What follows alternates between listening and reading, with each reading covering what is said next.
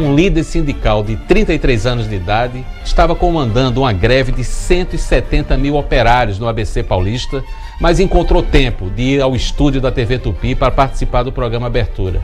O sindicalista se chamava Luiz Inácio da Silva. Ainda não tinha incorporado oficialmente o apelido Lula ao sobrenome. Não tinha um fio de cabelo branco. Falava com assério e grave. Fumava um cigarro atrás do outro. Nem de longe lembrava o Lulinha Paz e Amor, de 2002. O AI-5, é bom lembrar, aquele ato institucional que dava poderes absolutos aos generais que se revezavam na presidência, tinha sido revogado há pouquíssimo tempo, em janeiro de 79. A presença de um líder sindical no estúdio de televisão era sinal de que os tempos estavam de fato mudando. Mas o caminho, todo mundo sabe, seria tortuoso. Um ano depois dessa entrevista, em abril de 80, Lula seria preso por comandar uma greve considerada ilegal. Um detalhe, Lula dizia que tudo que ele queria na vida depois que saísse do sindicato era voltar para casa para cuidar dos filhos. Nem sonhava que 10 anos depois seria candidato pela primeira vez a presidente da República, em 89. É hora de Lula no Abertura. E de quebra, uma performance de Glauber Rocha.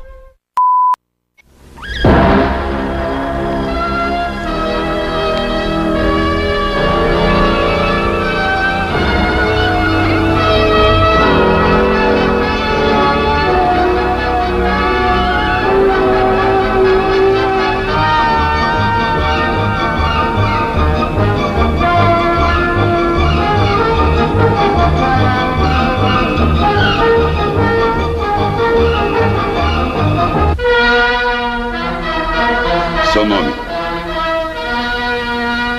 Eu quero saber o seu nome. Meu nome é Luiz Inácio da Silva. Idade? 33 anos. Local de nascimento? Garanhuns, estado de Pernambuco. Profissão? Torneiro mecânico. Faz um ano que eu passei a contramestre Júnior Avilares. Salário? 18 mil cruzeiros. Casado? Casado. Tem filhos? 3. Lula, o metalúrgico. Em 30 segundos, quem é você? Eu sou um torneiro mecânico que, por acaso até, fui ser dirigente sindical. E hoje é com muito orgulho que represento, ou que pelo menos tento representar com dignamente, 130 mil metalúrgicos de São Bernardo do Campo e Diadema. Ô Lula, de que lado você está? Dos patrões ou dos empregados? Você sabe que dizem que você é um líder de cabresto? Olha, eu acho que o lado que estou deveria ser perguntado aos patrões ou aos empregados. Aos patrões porque existe hoje um sem número de patrões que querem me ver fora do sindicato porque eu sou aquela pulga, eu sou aquele carrapato dos patrões. E os empregados que o digam o quanto nós temos trabalhado conjuntamente. E talvez eu seja líder de cabresto mesmo, porque eu estou acabrestado à classe trabalhadora, e a classe trabalhadora é quem me guia. Eu talvez seja um líder acabrestado, porque eu não consigo mandar na classe trabalhadora, mas eu consigo captar aquilo que a classe trabalhadora quer, em cima daquilo que ela quer. Eu costumo fazer ouvir a voz do trabalhador. Talvez eu seja realmente um líder de cabresto da classe trabalhadora. Ô Lula, você tem algum escrúpulo de fazer agora, neste segundo, a sua declaração de bens?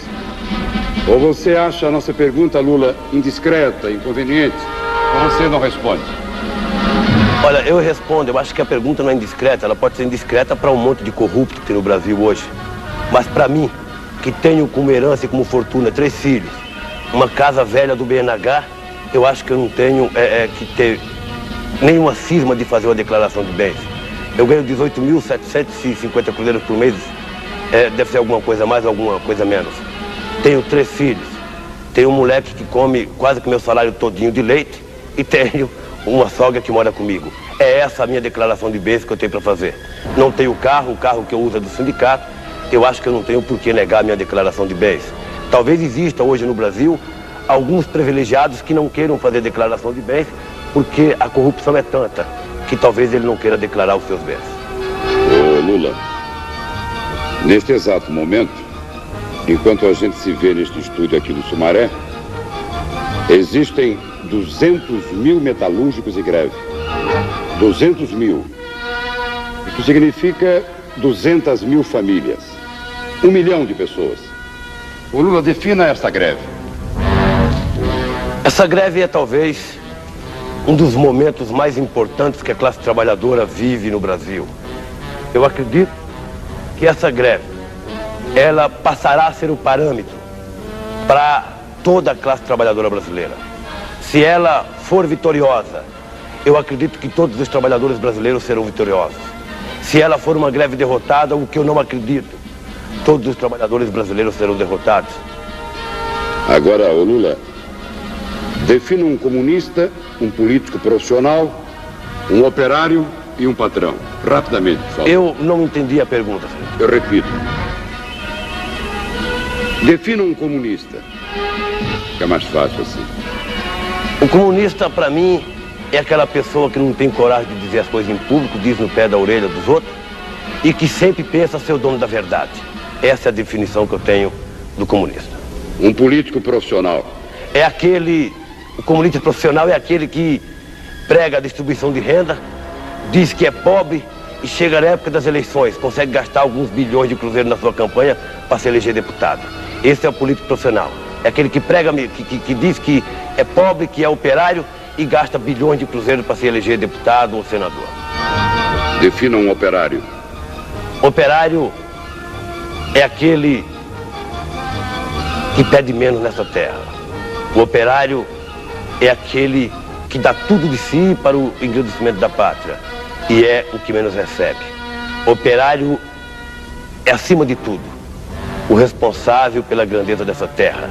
É o responsável até de proporcionar viagens de iates para meia dúzia de brasileiros que são privilegiados. Operário, em síntese, é tudo aquilo que pessoas honestas gostariam de ser. E agora defina um patrão. Patrão é a coisa mais gozada do mundo.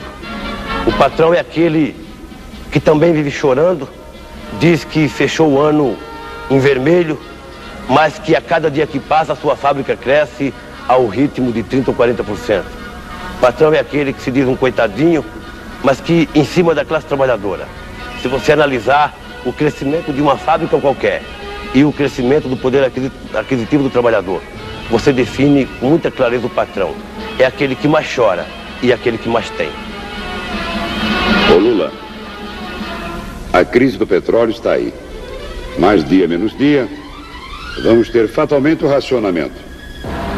A indústria automobilística vai sofrer, vai sentir no próprio aço a dor de ganhar menos dinheiro. Você gostaria, Lula, que o seu filho seguisse a sua profissão? Eu gostaria, antes de tudo, que meu filho fosse pura e simplesmente um homem. Um homem na concepção da palavra. Eu não sonho com muita coisa para meu filho. Eu sonho, e dentro das minhas possibilidades, dentro de uma educação de nordestino que eu tive, de uma mãe que sozinha criou 8 filhos na roça e conseguiu fazer com que os 8 filhos se tornassem, antes de tudo, homem, eu quero que os meus filhos, não sonho que meus filhos sejam médicos, sejam engenheiros, sejam não sei o que lá. Eu quero, antes de tudo, que meus filhos se tornem homens. Sendo homens, eles saberão e escolherão aquilo que eles querem ser. Lula, você acha que vem por aí muito desemprego de metalúrgicos, hein? Desemprego há. Desemprego há num país onde cresce o nível de emprego, onde a necessidade é de 1.500.000 novos empregos por ano.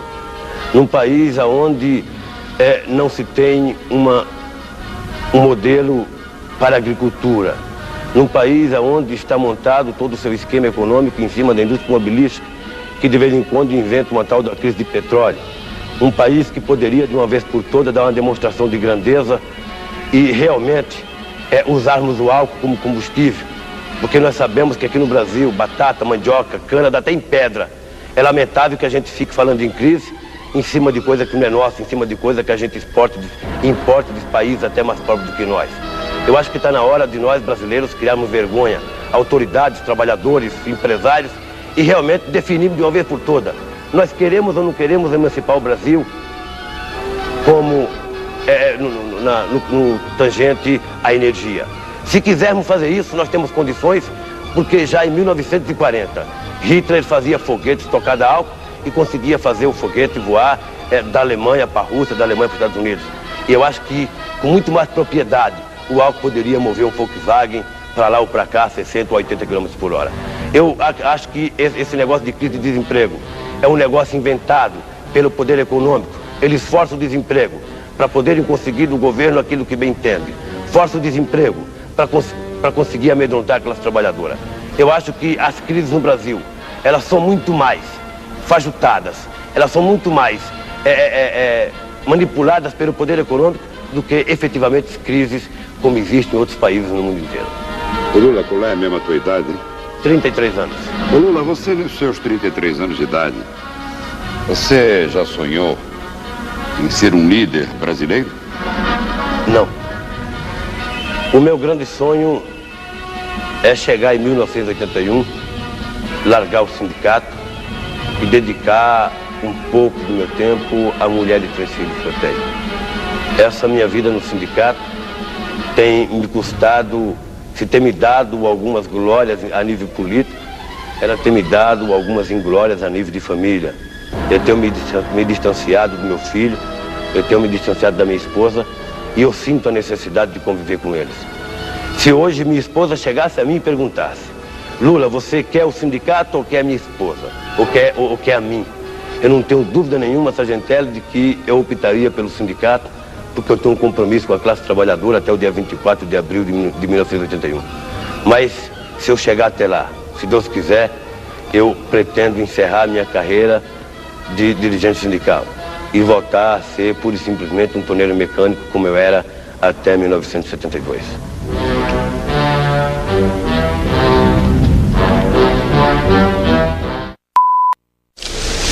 Rapidamente em cena, Glauber Rocha.